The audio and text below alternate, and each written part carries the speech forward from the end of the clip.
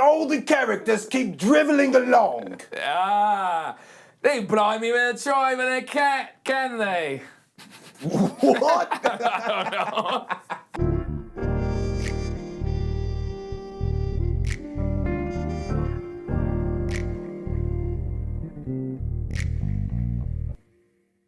Welcome to Fresh Out. I'm JC. And I'm Cude. And we're fresh out of The Phoenician Scheme.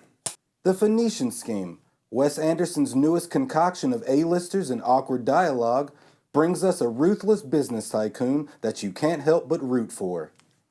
The Phoenician Scheme. The Phoenician Scheme. So, this is Wes Anderson's newest movie. It has a A-list cast of everybody in the movie business. Yeah, right? It always Which does. all of his movies do. Yeah. But it feels like this one, I mean, you know... He packed them in on this one. He did. I mean, I think Asteroid City was his couple years ago, the one that came out that was pretty stacked as well. Yeah, that was stacked. But this has a lot of the same actors in it. I was gonna say he does like to bring back a lot of the same crew.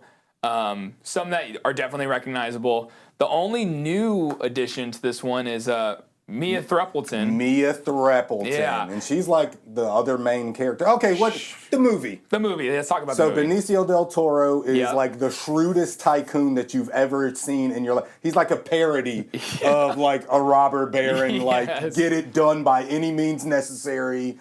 Like slavery comes up in the conversation a couple of times. It's casual. He's like money.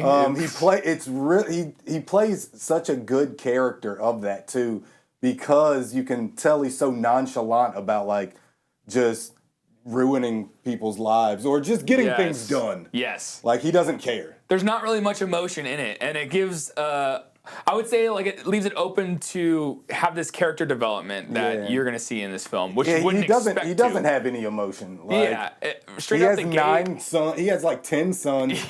Doesn't love them. But they're like half of them are adopted, so he chose to have them. But he was like, it's a numbers game. Yeah, exactly. One of them will turn out to be successful. Exactly. He's calculated. He's a cunning, calculated businessman.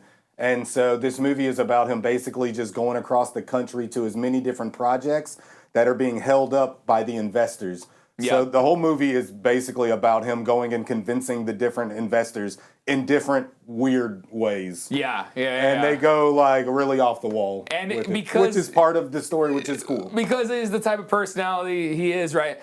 He's gonna try and slide it under the rug. He's gonna try to cut corners. He's gonna fiddle. The loopholes. He's the fiddler. He's the fiddler. They call him the fiddler throughout. Fiddles. He's fiddling with all the business agreements to make sure he can try and slide in a few extra percent here and there so they don't know what they're on the hook for. And then while this all is going on, he has like assassins that are out to kill him. Constantly. And he's had like 8 plane crashes. Like it's very well written story. Yes. It's a very well written story. Like it's very long in the tooth. Every character. Yeah.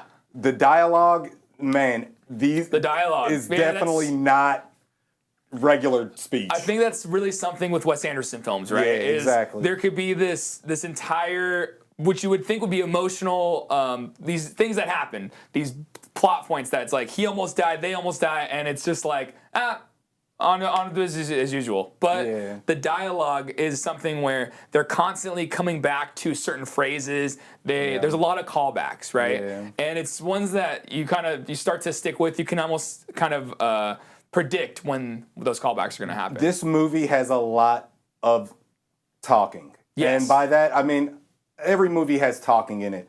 But this movie, how they talk in this movie is very, very extended. Yeah. Like, what a regular person would say in one sentence, they say like a paragraph. And every character speaks in like paragraphs. Yeah. So as long as you are ready to watch a movie like that, all of his movies talk and are awkward and whatever.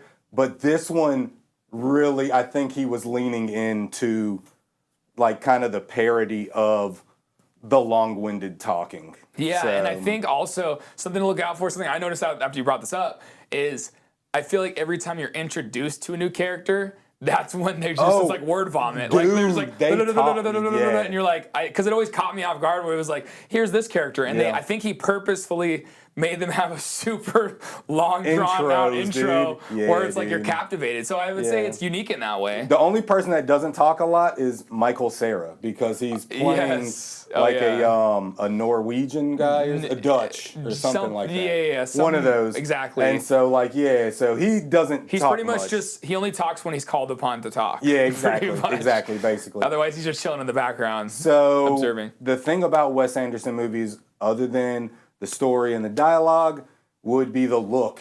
And just overall feel. Oh, you automatically know, right? The way it's framed, the way, even on the intro when it's showing the credits, and it has kind of this... he has maids. Kind of circling around. There's a bathroom. There's I would say like overhead shot. Overhead looking down on the entire room. And you're seeing the credits pop in. And it's like... And it's the same, the floor tiling is the same color as the font of the, Yeah, like it's so stylized. His movies are so stylized. I think this one, like, if you sit back and then you just like think about the people that had to design these sets, like they are artistic. Oh, for sure. They are artistic, and that's why people love Wes Anderson, because you can tell that he puts a lot into his movies, a lot of thought. And so the look was spot on. What is that, like 50s or something? Yeah, 40s, something like 40s, that. It felt 50s, like, but like it was cool. It was really cool. Dude. Yeah. So what else? Oh, the music.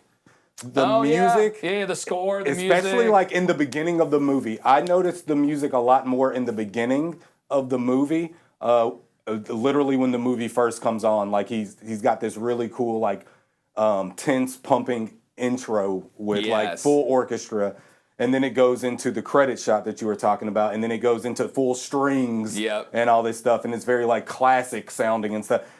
And then I feel like the music kind of like played the background after that initial intro into like, yo, this is the movie you're going to be watching. You know what I mean? I think the interesting thing about him is you're not going to see much emotion from the characters, only in small spurts.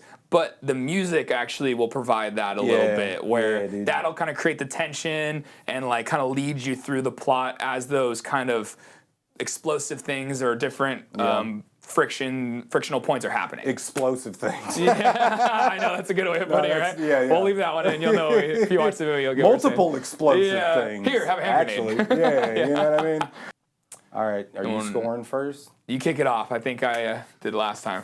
You did last time? Yeah. All right, so as a person that is not a big Wes Anderson fan, this movie was still entertaining, and I liked the story because it was awkwardly cute or something. It's not cute, that's not the word. I get what you're saying, like awkwardly earnest? Yeah, or something. I don't know, man. Like, it's definitely its own thing, and it's original, and it's cool. It's a good movie. So I think I'm gonna go with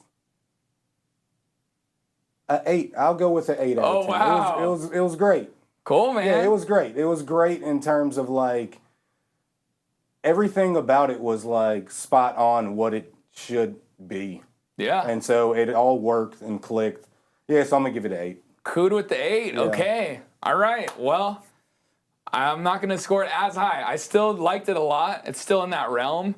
I think what I thought it did right, and what I feel like we always expect from Wes Anderson, is you could never mistake it for anybody else, right? You know immediately this is a Wes Anderson film. The cast, the deadpan delivery, it was on point for everybody. There was nobody who stood out in a bad way.